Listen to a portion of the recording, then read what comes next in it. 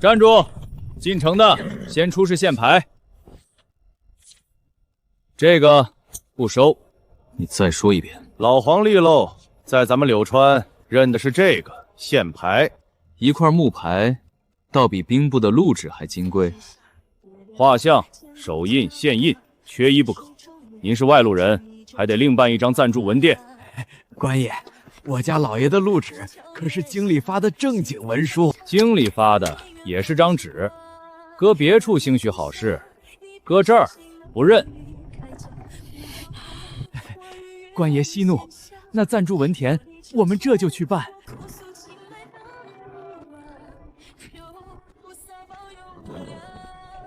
这车挂牌了没有？车牌？自己能走载人贩货的，本县一律叫机动车。您这套着2匹马，跑得比人还快，自然算。无牌也没验过车马。验车马？验他什么？验轱辘正不正，闸刹得住刹不住，牲口病没病，有没有超载。验过了才发凭证，没凭据上路，惊了马撞了人，谁担？老爷，人家这话好像还挺在理的。闭嘴！还有，城外这条官道去年才新修，外路的车进城按里程补一笔养路钱。您这一路从京城过来，路总归是走了的。官爷，行个方便，这点茶水钱您拿着。你这是做什么？孝敬官爷。行贿，拿银子叫差役通融，在柳川是要罚的。缴费认罚，一概去县衙专设的窗口明码开具过明账，私下里收的给的一块罚。又一个想拿钱开路的外路人，好得很。我多嘴一句，越是想拿钱铺路的外路大户越招眼。本县别的不多，规矩最多。本万某京城行商，路过宝地歇个脚罢了。行商？怎么？那您的营业执照可带了？在柳川做买卖，得先到县里挂号，领一块准营的牌子，才算合规。您要只是路过不开张，那另说。不过这话我记下了。按手印填文牒领暂住凭证，这还没完？没完，马先去过秤，车记下里程。一辆车几匹马也要过秤计数？载人载货的都得记，挂上号牌才许进城。钱没塞出去，倒塞出一笔罚银。收好，进城凭这个登记住店，买卖记账，丢了补办得重牌。一个县令，好大的胆子！老爷，你瞧这街面，怪干净的，连个乞丐都瞧不见。一个搜刮民脂的酷吏，治下会是这般光景。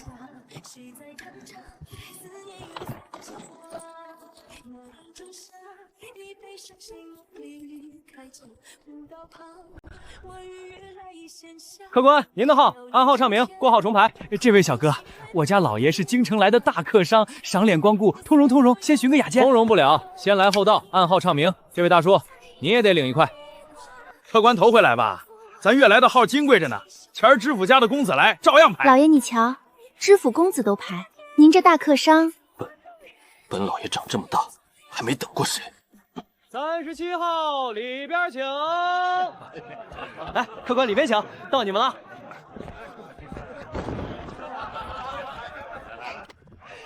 捡好的上，钱不是问题。不必找了。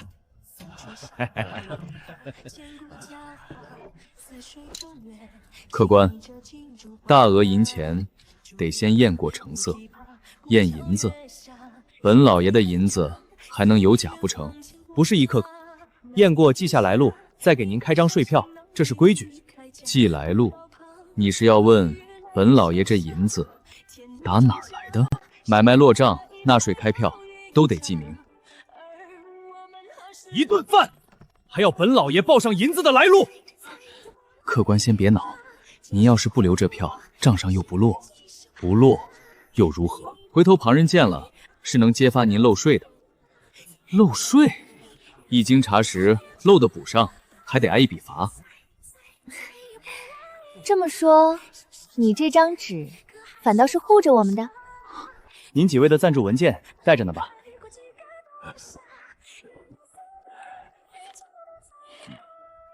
一顿饭吃出一张护身符，宴银开票记名，到这许多讲究。客官，剩的多了些，本县讲究净盘，不糟践粮食，剩席另补一笔倒淡水的清理钱。连剩菜都管？这点剩菜也要算钱？经理哪家酒楼敢跟客人算这个？大叔，不是要钱，是劝您往后吃多少点多少，糟践了粮食才是真不该。各客分食，公筷布菜，免得病气过人。客官，请用这双公的。一顿饭吃出5、6条规矩来。老爷，妾身倒觉着这规矩虽多，桩桩却不像是冲着害人来的。小哥，你这席面可不便宜。这么着，2楼我们包了，价钱给抹个零头。夫人说笑，价钱都明写在牌上，一口价，概不还价。我们多住几日，日日来呢。常客总该有个常客价。夫人，您包整楼，按牌上算；街口挑担的来吃碗面，也按牌上算；多住几日，还按牌上算。在咱柳川，谁来都一个价。小哥，给我来碗素面1碟小菜就成，我钱不多。老张您坐，素面1碗，小菜1碟，这就来。这是不是给错了？我就1碗素面的钱。没错，在咱悦来，1碗面就是1碗面，给谁都这个分量。我这点小钱也给开票？都开，这票是您的护身符，揣好喽。老爷你瞧，那么个寒酸老农，跟你这大客商一个分量，1张票，半分不差。贵的贱的，生客熟客都是一个样，明码实价，童叟无欺。这地方倒真不大像搜刮民脂的所处。总算寻着家像样的客栈，老爷夫人，今儿可算能好生歇下了。又怎么了？2位住店可是同住一房？自然，我家老爷夫人一间上房。那得先验县衙备案的夫妻凭证，没这个，同住一房，本店不敢收。这是我夫人。客官说是，便是了。这还有假？本县防着拐带人口，防着伤风败俗的勾当，外来本地一个样，凭证说话。寻常婚书呢，也不作数。掌柜的，我们这是正经文记，进城刚办的。文记证的是你是谁，夫妻凭证证的是你俩是夫妻，两码事。掌柜的，你要我们如何证明是夫妻？难不成还要我把家世来历一桩桩报与你听？夫人误会，本店不是刁难。不是刁难，是什么？柳川这条规矩是防着拐带妇人，防着伤风败俗的勾当。你是说我们像那等人？不敢，只是男女同住一房，来路不明，万一出了人命官司，店家担待不起。照你这意思，我们今夜还得分房。不论本地外来是大夫是脚夫，一个样，要么夫妻凭证，要么分房住。掌柜的，我们这些随手都能作证，老爷与夫人是正经夫妻。自家随从的话不作数，要旁证，也得是县衙记了当的旁证。那要怎样才肯收？夫妻凭证没有，便去县衙补办，办了凭证就能住了。还得落名记账，押一笔押金，查过火烛。住一夜店，这许多名堂，一样不能少。掌柜的，您行个方便，通融一下。使银子不顶用，在柳川，这叫行贿，是要罚的。巡夜，这儿吵什么？回师捕头，这2位要同住一房，拿不出夫妻凭证，查问之下也无县衙备案。我乃京城万某，这位是我夫人，你们柳川容不下一句话。是不是夫人凭俊说话不凭嘴？无凭证同住一房，按律涉嫌为风化。带走，问明白了自然放人。带走？就凭一句没有凭证，你便敢索拿过路的柯山？不是索拿，是请二位到县衙说清楚，无凭同诉，按律就得问。师捕头，这是天大的误会，我家老爷是京城来的大商。是不是误会？公堂上县尊自有论断，到了公堂再说。一个把规矩二字刻进了骨头里的地方。那明日见了官，可怎么好？怎么好？明日见了那县令，本老爷倒要看看这柳川的礼能讲到几时。这是牢房。收监的规矩，先说与你听。牢犯有定例，1日2顿，管饱。牢里管饱。号衣换上，夜里冷，来领被褥。还有被褥。病了报一声，有人来瞧。随身物品一件件登册封存，出去照单还，少一样赔一样。这方印是贴身之物，能否留在本老爷身上？不能，规矩，随身物品一律封存，金的玉的都一样。私印一方，持钮玉的。这是你物件的存档，明日有人来探监，也得先记明。一方私印，挣得了亏，挣不了天子。真能自证的那一方，偏偏没带在身上。新来的，瞧你这身绸子，外路来的大户吧？放宽心，咱柳川的牢比你家宅子都齐实。你又是为何在此？顺了人家2吊钱，栽了。不过你放心，这儿不打人，不克扣牢犯，病了有人瞧。牢里也这么多规矩？可不，探监还能记名见亲呢。我都琢磨着出去前先把这套规矩记牢喽，省得下回，省得旁人吃亏。这位差爷，万某在此多有不便，弄间清净屋子，放个话出去，少不了你的好处。在柳川，这话叫行贿，是往罪上添罪。不过弄间清净屋子，牢里头人人一个待遇，没有什么清净屋子。您这心思，我只当没听见。再说一遍，可就得记一笔了。差哥，不为别的，我家老爷身子娇贵，就求一床干净被褥，一壶热水，这总使得吧？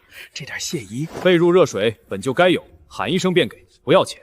你这谢仪收回去，再递，记你一笔。牢犯有定例，汤是热的，号衣换上，夜里冷，被褥再领一床，有什么不舒坦，喊一声。他那头可还稳当？回主子，女牢那边规矩同这边一样，没人敢慢待夫人。主子，只需您一句话，属下这就出去调人，天亮前必救您出这牢狱。不必。主子，您是万城之尊，何苦在这等地方受这一遭窝囊气？正因为是这等地方，一个连本老爷都敢索拿的小县朕，倒要亲眼看看他到底是怎么一回事。到公堂再说。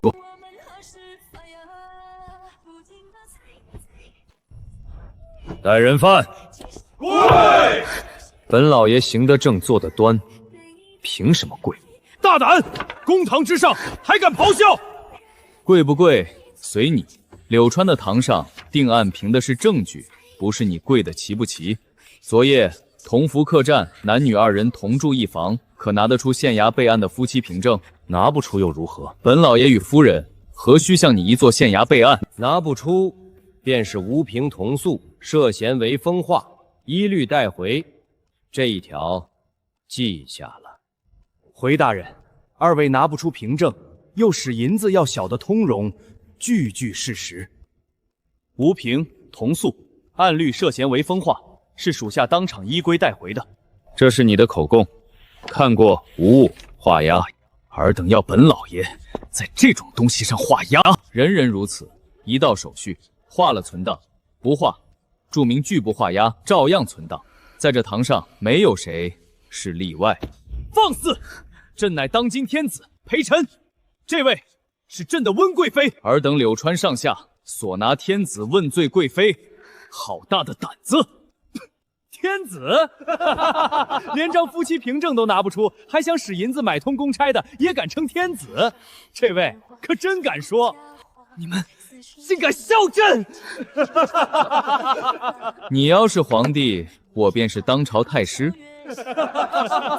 大人，近来正张榜严查假冒权贵招摇撞骗，这位怕又是一个。既自称天子，那便拿出证据，官凭印记随行仪仗，哪怕一样能对得上的，本县立刻放人赔罪。朕的私印，昨日被你们收监封存的那方，取来。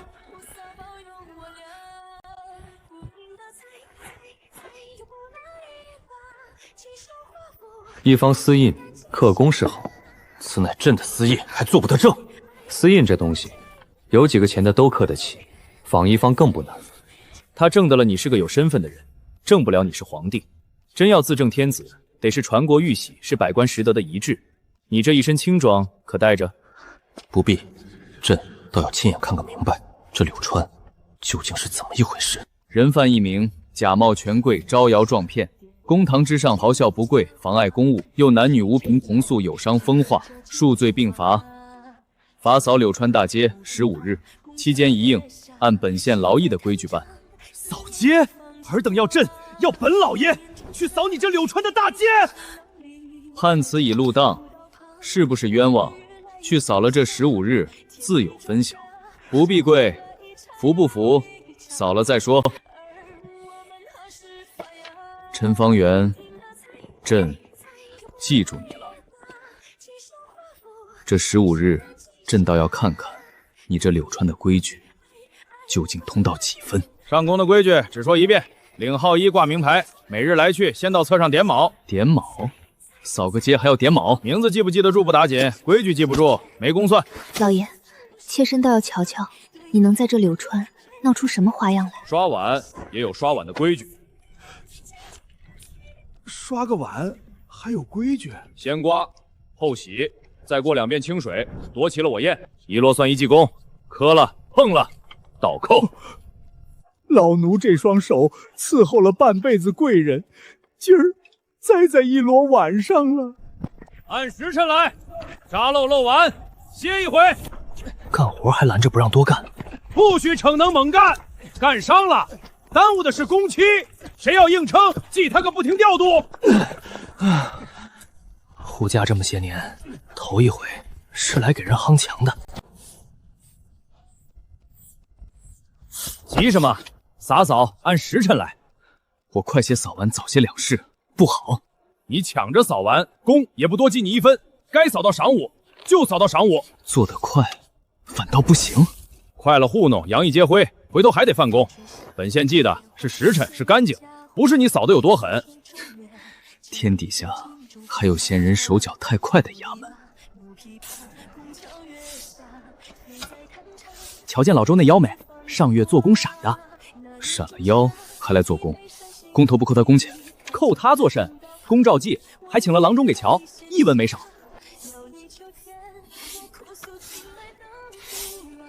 服劳役的人犯，伤了也给医给钱。咱柳川做工，伤了有医有抚恤，人犯也是人嘛。您头一回来，不知道吧？真的工地上一夫伤了，不过换个人接着干。这柳川，连个服役的人犯都有医有息。头一日时辰记满，记你1功。1功做什么用？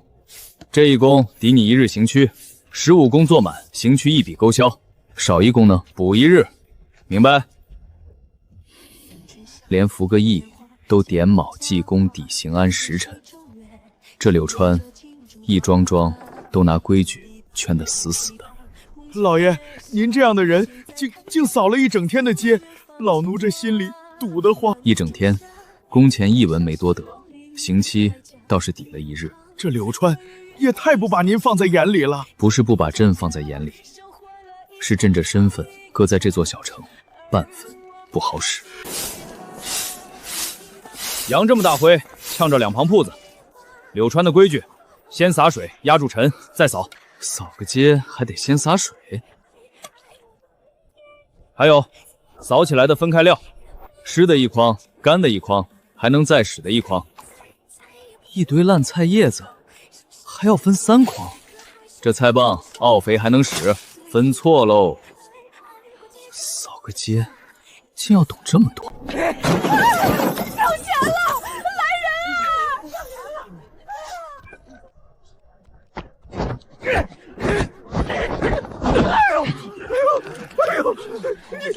你谁呀？放手！松手！多谢恩公，多谢恩公。方才那一下是为个素不相识的卖菜阿婆，朕几时管过这等市井小事？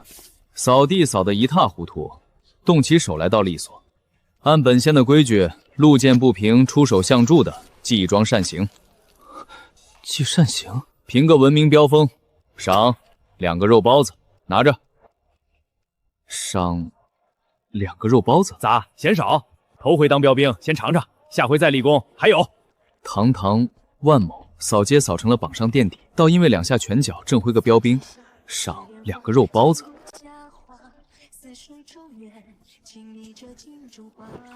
我的小祖宗，这是第几件了？搓衣裳哪有这么使劲儿的？轻着点儿。我在家何曾做过这些？来，顺着搓，力道匀着点儿。哪家的手不是从生到熟的？上午的工记你的，给我钱，我搓坏了那么多衣裳。按规矩支你，坏的算我的。院门口有卖糖水的，去吧。头一回喝上一碗自己挣来的糖水。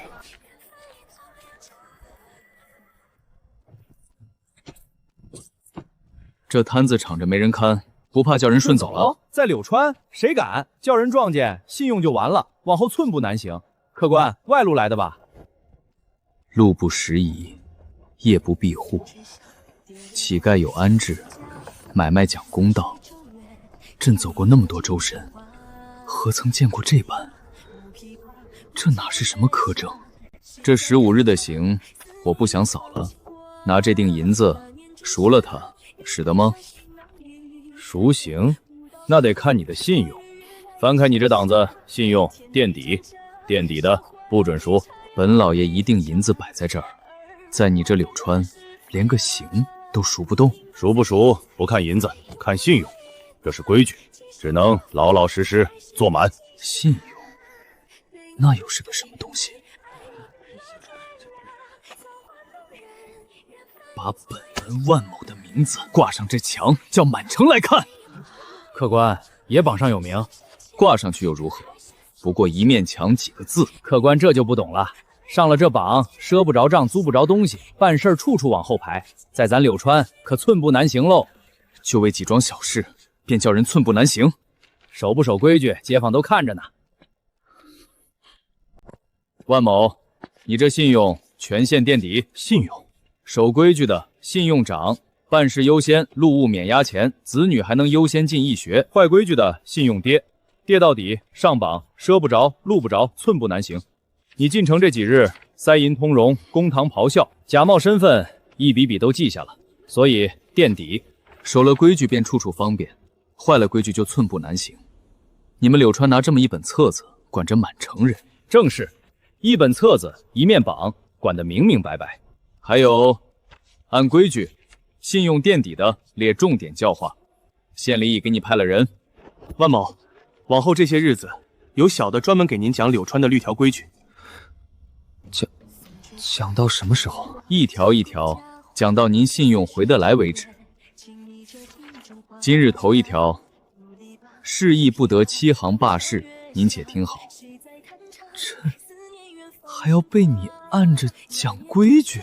赊账得看信用，客官这位榜上垫底的，恕不赊，一锭银子摆这儿，还怕本老爷赖了你不成？不是怕规矩，信用够的赊，不够的现钱。您要现钱照付。张掌柜取货。哎，您拿好，改日再算。同样买东西，他怎么不必付现？我信用好，住务免押，赊账由我。客官，在柳川，信用比银子还经史。这套让满城自己手续的章法，比朕那套高明。你们柳川这一套规矩，这满墙的榜是谁定下的？还能有谁？咱陈县令呗。来了这些年，一桩桩一件件都是他立的规矩。陈县令，一个县令，能把满城治成这样，让人人自己守规矩的，究竟是个什么样的人？15日满，你的行消了，走吧。老爷，刑期满了，这鬼地方，咱们这就收拾收拾回。不走。啊？不走？这套章法没弄明白，这口气没顺，我偏不走。心高气傲了半辈子，朕倒要试试，在这柳川随手做点小买卖，赢不赢得了？这位老板，开张做买卖，您的营业执照呢？又是这营业执照，我在京城做了半辈子买卖，从没听过这4个字。别处兴许没有，在柳川做买卖，得先到县里登记，领一张准你经营的凭仗，这就是营业执照。没这一张纸，便不许我开张？纵有金山银山，也开不了张。就算领了照，也有规矩，得定点摆，不许占道。卖吃食的，先验过干净，价钱明写，一口价。还有完没完？还没。秤得用官府叫过的公平秤，客人买了不称意，7日之内不问缘由，准退准换。摆个摊卖个东西，竟比朝廷开科取士还多3分讲究。这点意思，给差哥喝茶，罩子快些，松快些。客官这是做甚？办照不要孝敬，该验的验了，该登的登了，照子当日就给您，不要好处。那要等上几日？不用等。喏，您的证件。一触半旗，无苛待，无人伸手，这营上的规矩，竟比朕的京城还干净。老爷，你这吆喝还没我喊得响呢。本老爷几时干过这吆喝叫卖的营生？那可不行，买卖不吆喝谁来？瞧我的！上来了！哪儿？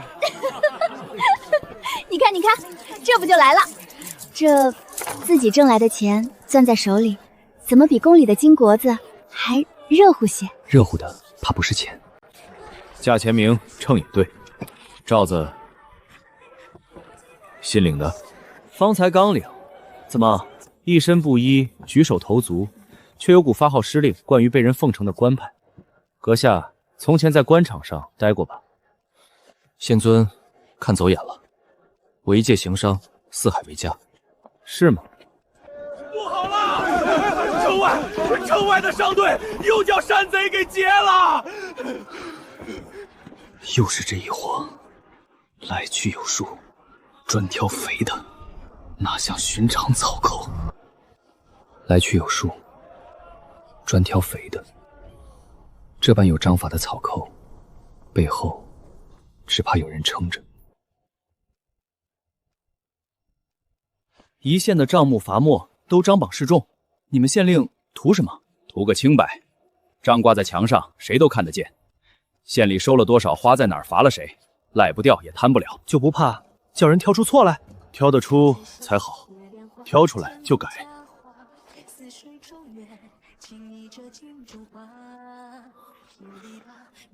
连赈济的账也敢公之于众。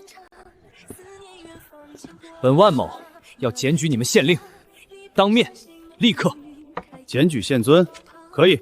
先领号填状子，记下明星住处，按号叫到您受理。检举县令也要排队取号？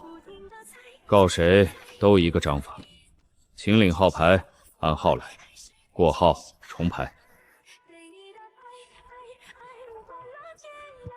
检举柳山县令陈方圆，状子收下了，限期3日办结，查实查否都给您一个回话。你们当真受理？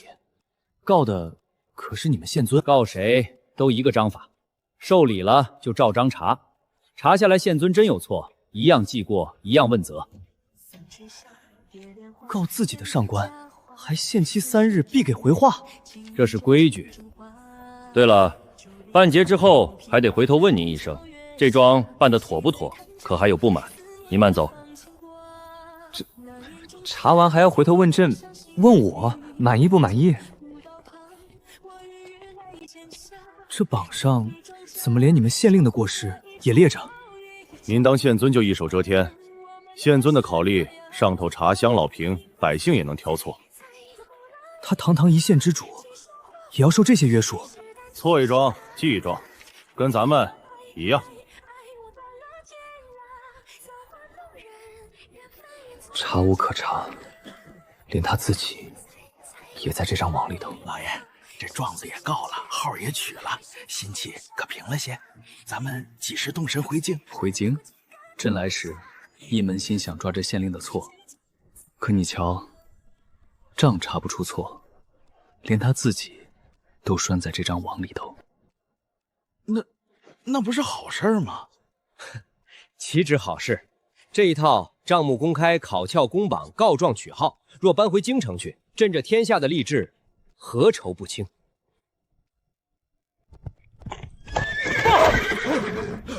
离县急报，连日大雨，山雨欲来，离县水位暴涨。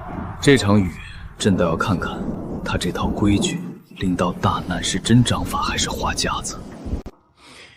万老板，你说一个地方要好，靠什么？靠一个天子？难道不该靠一个圣明天子，还护不住一方百姓？护得住一时，护不住一世。人会老，会走，会糊涂，换个荤的呢？靠得住的是规矩，规矩立好了，谁来都得照着办，这地方才稳得住。照你这话，皇帝是谁，反倒不打紧了。谁坐龙椅是天大的事，可对柳川的百姓，他们要的是账目清楚，是告状有门，是灾年有粮。这些规矩给得了，比指望一个素未谋面的圣君来得实在。这些年柳川怎么治的，我一条条都写下了。柳川治县札记，也不知道将来有没有人用得上。治世之才，志不在贪。朕的满朝文武，竟没一个说得出这番话。夫人您瞧，这是我自己挣的。攒这些是要添置嫁妆？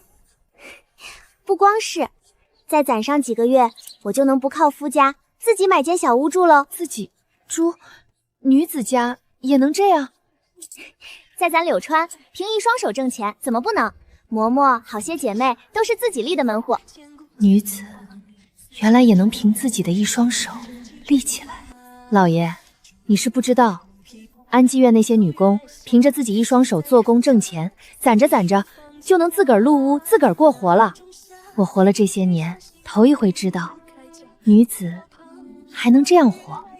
这柳川把人都拢得各安其分，各有奔头。朕来时认定他是个搜刮民脂的贪官，如今账查不出错，权也不独揽，连这满城的安生都是他一手治出来的。朕是不是从头到尾都看错了这个人？天儿好好的，一滴雨都没下，县尊又看天又看庄的，跟装神弄鬼似的。你们县尊常这么看？可不，一到这阴天就往河堤上跑，盯着那根破木桩。第二道可现了，比往年早。水围庄已到第2道刻线，照预备的章程办。低洼那几户今夜全迁高处。一根破木桩，他盯得真有所凭，还是故弄玄虚？县尊，这天连片云都没有，朕要连夜迁人。迁，粮仓垫高，沙袋、舟筏入夜前一一备齐，各乡分头去办，一处都不许漏。是。低洼那37户可都迁上来了，粮筐的沙袋、舟用再加一层，舟筏分2处，听号令。他白日里那一根破木桩，竟真就测准了。县尊白日里看天看庄，旁人当你装神弄鬼。这一场雨，你到底是怎么算准的？不是算命，是记账。历年的水情记了10几年，云象上下游的奇讯日日报来，水位庄逐日量，凑到一处，山洪几时来有多大，推得出来。原来不是未卜先知，是把天时水势一笔一笔记了10几年。这些粮米、粥筏、沙袋，都是今夜现凑的。现凑哪来得及？这是年年汛期前就按章程备下的。备这许多，值当吗？万一这雨下不大呢？备而不用，总好过用而无备。粮米够几千人吃些日子，粥筏沙袋按险段备齐。连安置的地方也想到了。棚地开春就画好了，临到市上照单许用便是。灾还没影，他已把粮米、粥筏安置一桩桩备在了前头。这份未雨绸缪，朕的工部、户部竟没一个想到。县尊，低洼住户尽数迁出，无一人失陷，粮仓垫得高，安然无虞。同样一场雨，怎么旁的地方淹了，独独你这柳川安然无恙？不是天照料柳川，是该迁的迁了，该备的备了，该防的防住了。这一夜，护住的是一城人的身家性命。县尊，上上游的信，临县地方年久失修，一冲就垮，半城遭了水。他们官府平日只顾盘剥，库里物料空空，救灾的事儿又推来推去，百姓没了活路，正往咱柳川这边逃。同一场雨，我这堤年年修，他那堤年年保修，年年不修。那笔修堤的银子进了谁的腰道不难猜。同样一场柳川安然，临县半城没堂。县尊，这中间隔着的是天意吗？不是天意，是人。是把规矩立在前头，还是把民脂刮进丝囊？一念之差，一城生死。差的就是这套被人当成了饭的章法。县尊，流民，临县的流民乌泱泱全涌过来了，这么多人，咱这小城怕是要顶不住啊！顶不住也得顶，城外那些都是活生生的人。县尊，人太多了，挡不住了！开偏门，设栏分批放入，差力不够，召安济院各坊的人手来帮工，先止乱再安置。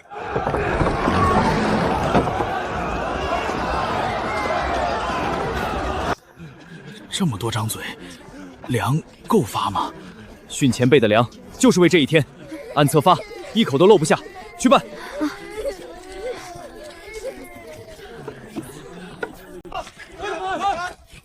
记了名，领了牌，平牌领粮，平牌安歇，一户一册，跑不了也漏不下你。染了病的单隔一处，莫与众人混住。这许多人，饮水怎么办？一律主宰河，秽物按时清出去，撒灰除瘟疫，就是这么防住的。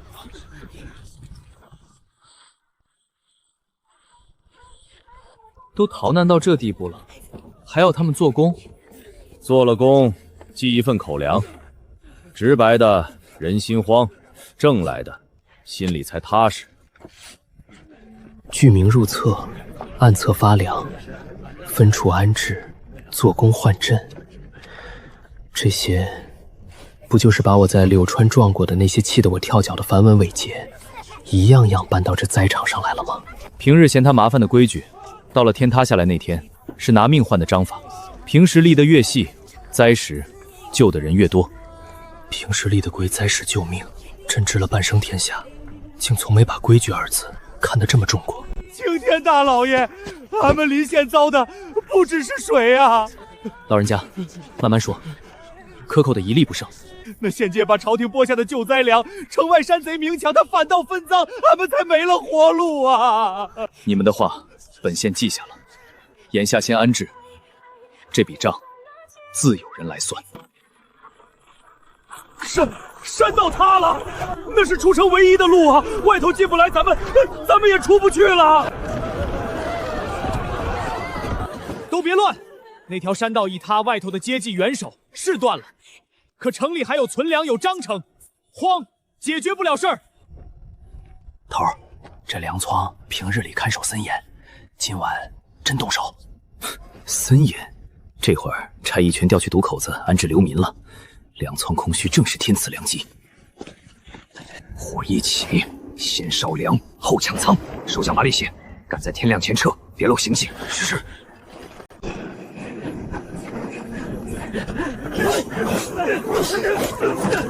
粮仓走水，护粮，护粮！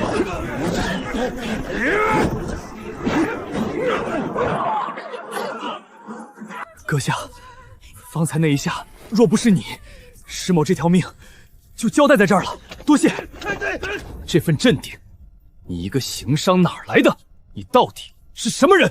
行走江湖，防身的把式罢了。仙尊，先顾眼前，贼还没问完呢。说，你们这伙人从何而来，受何人指使？我们这条线上的弟兄，是临县那位县太爷养着的，替他劫道、敛财、平账，出了事儿，有官府罩着。不信你查。临县县令豢养山匪，劫道敛财，一个小小知县哪来这么大的胆子，这么深的根？他背后还有人。方才那一下，石某自问眼力不差，阁下这身手是上过阵、动过真格的，石某服。一个行商有这般身手，这般镇定，这人留在柳川是块大用的料。能让石捕头这样的人服气，肯为一座粮仓拼命的县令，本老爷倒要刮目相看了。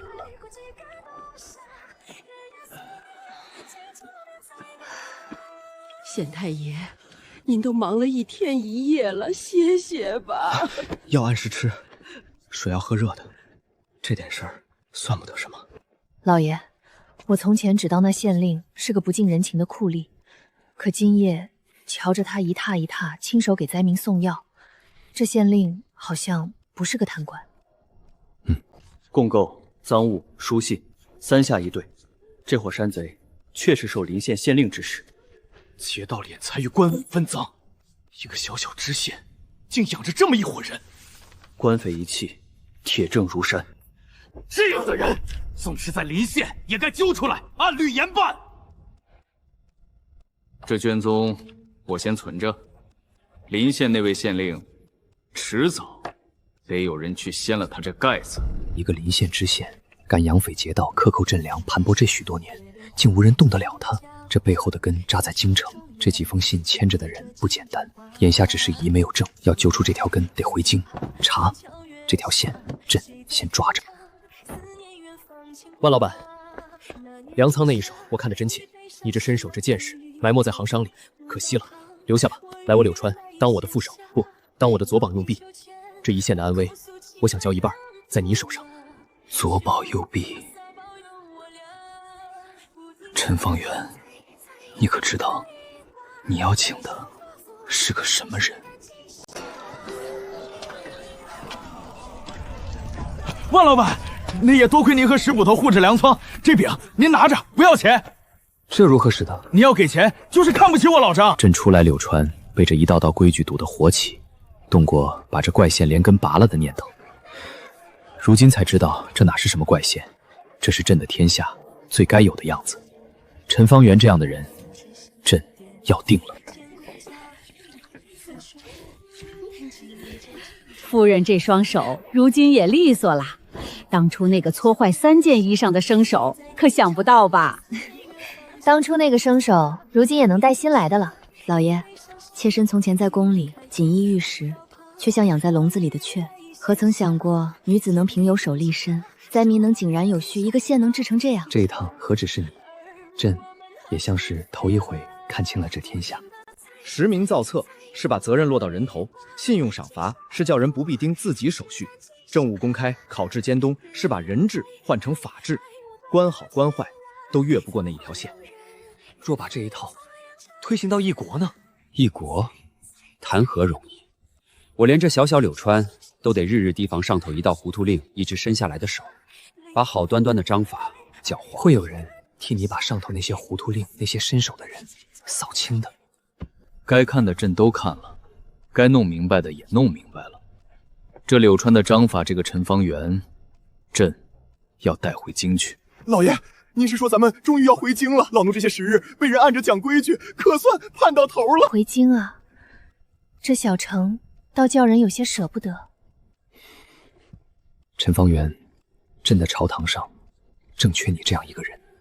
这一回，朕要亲手把你请回京去。即刻动身回京，凭此印调御林军备仪仗，来柳川迎驾。陛下，这枚印，这道令，您入城头1日便可发。这10几天的劳累，您何苦亲身受这一遭？若头1日就召你回京，朕看到的就只是一座给上官看的模范县。朕受这一遭，才看清了这天下的吏治烂在哪里，陈方圆这样的人珍贵在哪里。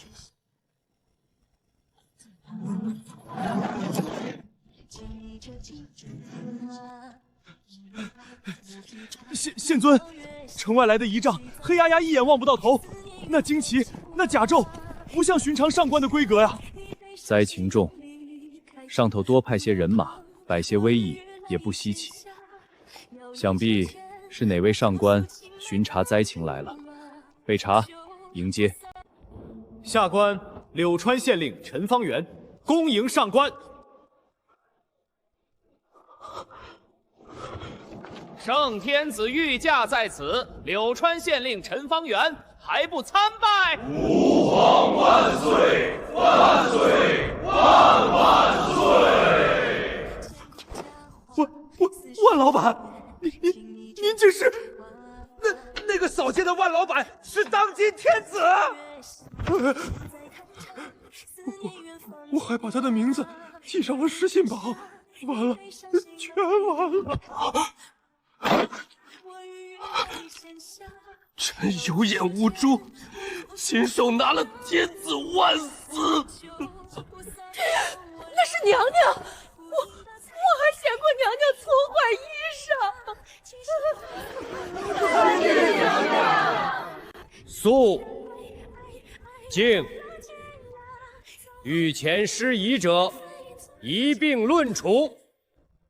陈方圆，你伐军扫街，辱及天颜，问罪贵妃，桩桩件件皆是欺君大罪，便是满县官吏都要跟着你一同问罪。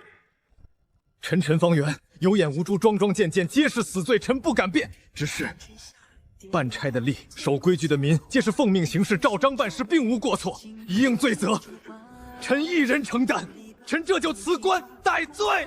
陛下，此人伐军扫街，欺君罔上，请陛下即刻降旨严惩，以儆效尤。该跪的该怕的不是他，他认的是章程，没认错，错的是当初满堂那阵哄笑，是那句你要是皇帝，我就是太师，是朕一路的傲慢。我验过天子的录音，还把他拦在了城门外。我跟天子要过税票，算过他那盘剩菜的钱。我拒了天子的殿，还要他出夫妻凭证，我这是活腻了。文明标兵，我赏了当今天子2个肉包子。满城上下认的是同一套规矩，连朕这天子都框在这里头，半分例外都没有。这般章法，朕的天下正缺。臣罪该万死，只求陛下，柳川上下满县百姓皆是无辜，一应罪责，臣一人承担。但凭陛下发落。陛下，欺君之罪不可轻纵，还请陛下明示。平身吧，朕罚扫街你判的，朕咆哮公堂你压的，朕的名字上失信榜你也敢挂？臣万死，但凭陛下发落。换了旁的官，见了权贵，怕是早跪着把规矩给朕改了。你没有，这份不通人情，朕赦你无罪，连同你罚过的那几桩案子一并勾了。柳川的户籍怎么记的？按户造册，人随己走，新生亡处，迁出迁入，巡阅议和，错一笔，问经手人的责。商税呢？几成？怎么征？明税明征，价钱明写，买卖开票按数纳税，不设杂捐，不许徐吏私加一文。征了多少都在公榜上，谁都查得着。那灾荒急难如何备？如何应？水情记当，如年比对；汛前备粮备料，化安置；灾时记名造册，暗测赈济，以工代赈，防疫消惠。一桩桩，平日就立成了章程。臣这些年治柳川的章法，都在这柳川治县札记里。请陛下御示。一县之地，竟制出这般章法，户籍、商税、信用、灾备，环环相扣，自成一套。这一摞东西，抵得过朕半个朝堂。传朕的话，柳川县令陈方圆治县有方，临灾不乱，户民有功。石捕头与各房差役尽职守序，户粮有功，一一记功。你们没错，错的是朕，没早一点看见柳川。陛下，折煞臣了，臣受之有愧。柳川这般，临县那般，这天下的吏治烂在哪里？朕看清了，整治势在必行。还有这几封信牵着的京中那只手，朕记着。柳昌县令陈方圆连升3级，即刻随驾进京，另有重用。陛下，臣在这柳川待惯了，这一摊子规矩离了臣，怕是要乱。臣愿守着柳川，替陛下看好这一方水土便是。柳川的章法既已写在这札记里，便不必只困在一个柳川。朕要的是把它铺到天下去。可是陛下，臣这身子骨，这性子，怕是入不得京。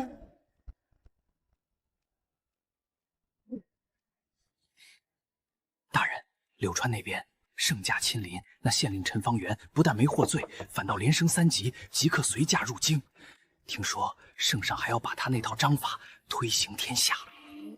陈方圆，一个不懂规矩、油盐不进的东西，也配连升3级入京面圣？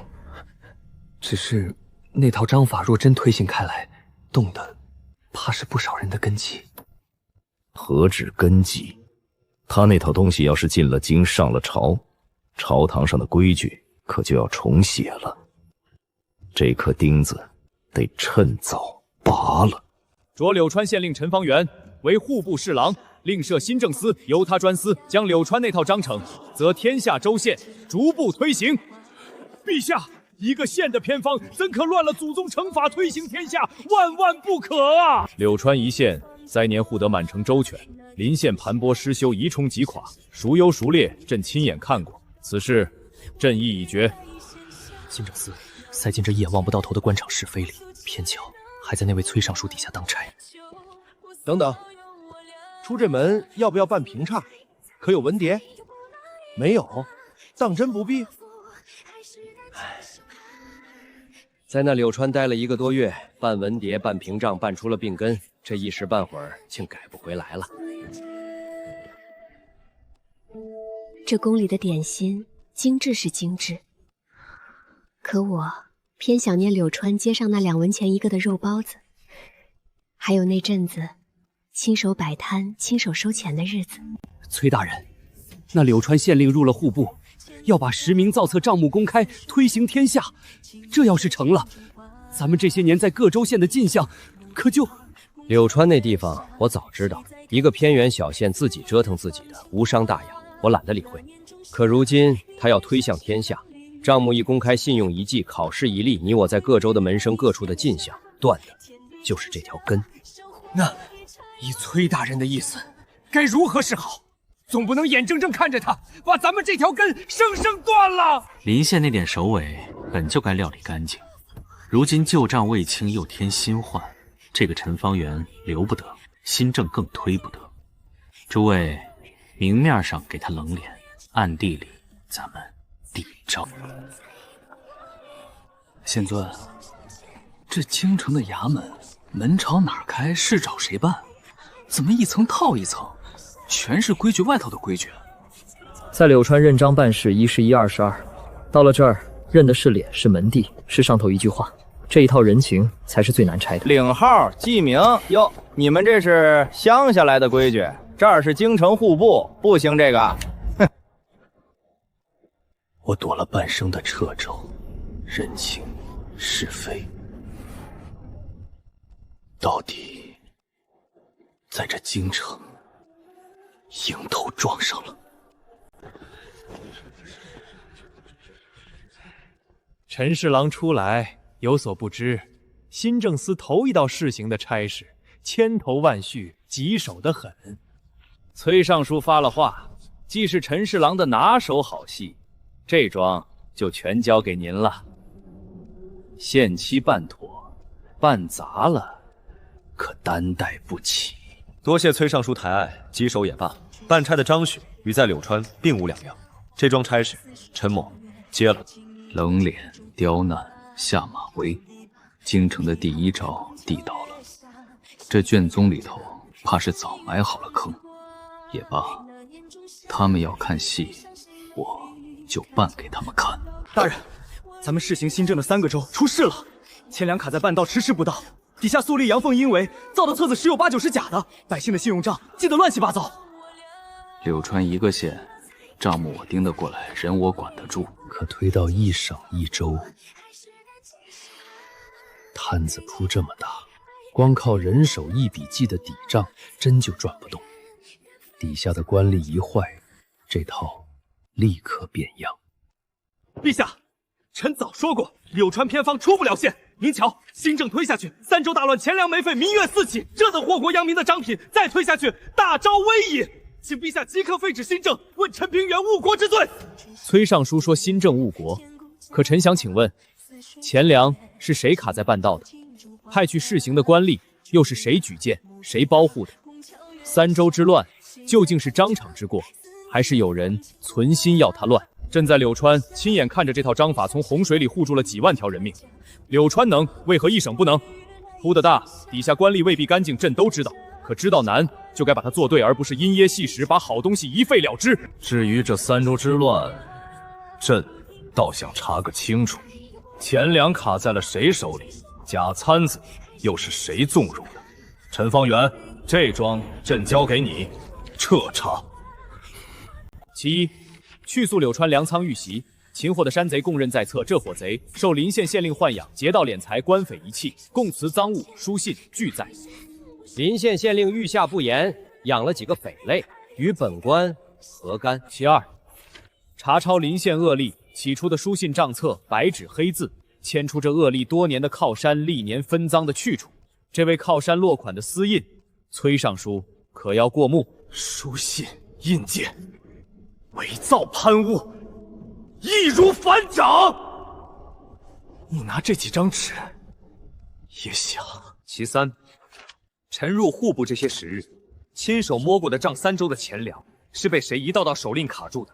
那几个把新政试行搅乱的素颜，又是谁亲笔举荐的？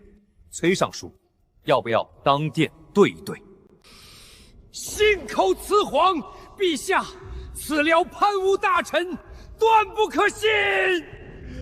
贪污，3州试行，纵有千难万难，该交的制绩一张没少，轻的田，增的税，寄的信，样样查得着，对得上。可独独你卡的那几路钱粮，你举荐的那几个赃官，处处对着山贼，对着临县，对着你崔府的账。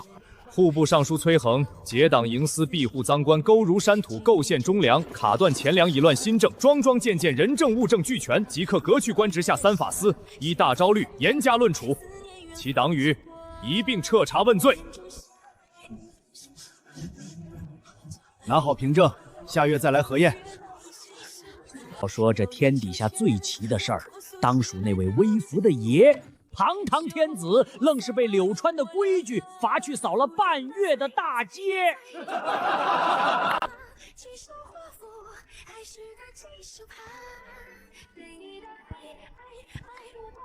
都做了富有4海的皇帝了，还留着这把秃扫帚，这只干包子。留着他们，朕才不会忘了那一问。万老板，您的营业执照呢？当年这一句问得朕哑口无言。那一趟柳川，倒像是把咱们俩都重新教了一遍。这天下该有千千万万个柳川，也该有千千万万个陈方圆。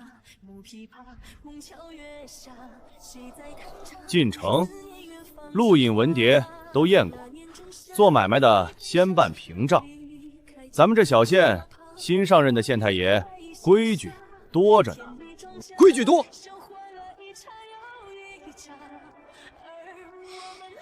怎么又来了？录引、文牒、屏障，走到哪个县都撞上。客官，您这是许久没出远门了吧？此话怎讲？这几年照着柳川陈大人那套章程办的县，早不止1个2个喽。规矩是多，可办起事来，咱们买卖人反倒省心踏实。